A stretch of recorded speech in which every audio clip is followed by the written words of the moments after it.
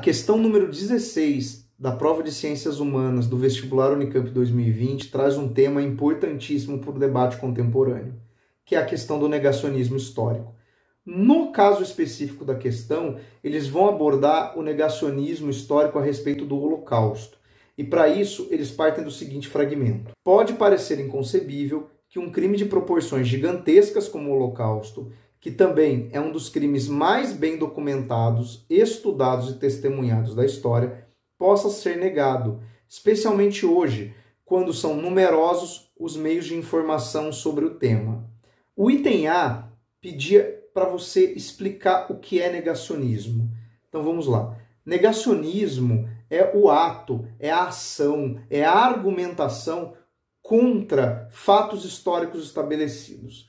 Então, por exemplo, no caso específico do Holocausto, embora nós tenhamos documentação farta, registros, depoimentos de sobreviventes, fotografias, imagens, filmes feitos a respeito, filmes documentais, não filmes ficcionais, uma série de registros produzidos por diferentes agentes envolvidos.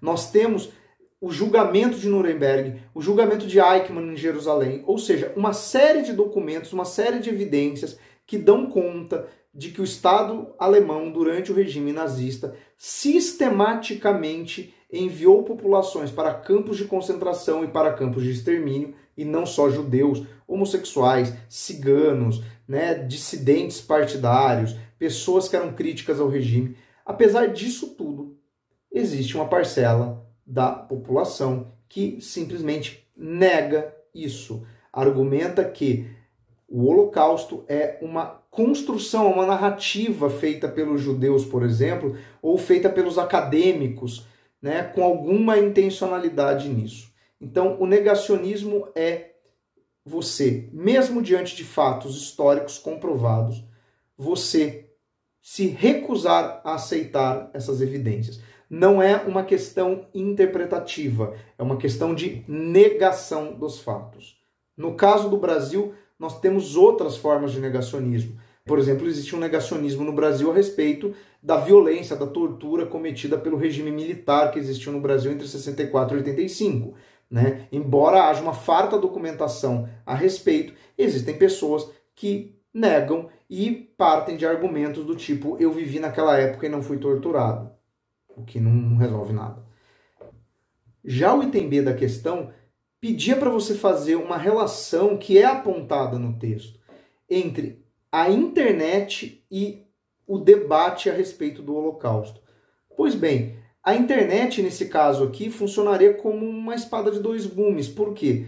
De um lado, a internet favorece o acesso à documentação. Hoje nós temos grandes bancos de dados, por exemplo, com entrevistas feitas com sobreviventes, com documentos que foram digitalizados, ou seja, você pode realmente se informar mais sobre não só o Holocausto, mas N fatos históricos, principalmente os do século XX, que tem bastante material audiovisual, por exemplo, bastante recursos que acabam sendo mais facilmente disseminados pela internet, mas, por outro lado, a mesma internet permitiu o surgimento e a disseminação dessas teorias negacionistas.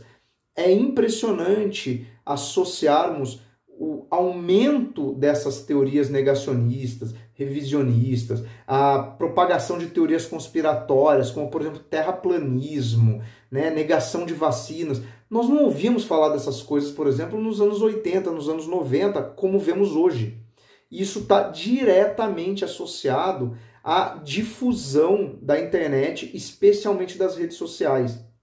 Existe uma fala do Umberto Eco que cabe aqui nessa questão, porque cabe nessa temática sobre o negacionismo, que um pouco antes de morrer, Umberto Eco, numa conferência, ele proferiu a seguinte frase, as redes sociais deram voz a uma geração de imbecis, porque hoje qualquer pessoa é capaz de publicar qualquer coisa e ter um impacto maior do que, por exemplo, um acadêmico. E isso é verdade. Quando a gente pega, por exemplo, canais de YouTube, páginas de Facebook, blogs que são negacionistas, que são pseudocientíficos, nós vemos que essas páginas têm um grande número de adesões, de visitantes, de visualizações. Ou seja, as redes sociais, elas permitiram que aquelas ideias que eram restritas a pequenos grupos e que muitas vezes até tinham vergonha de proferir isso em público, passasse a se difundir numa velocidade alarmante. Então, aqui no item B, ele pede para você fazer essas duas relações. A do aumento da difusão do conhecimento, mas paralelo a isso, um veículo que permite a difusão desse tipo de ideia negacionista.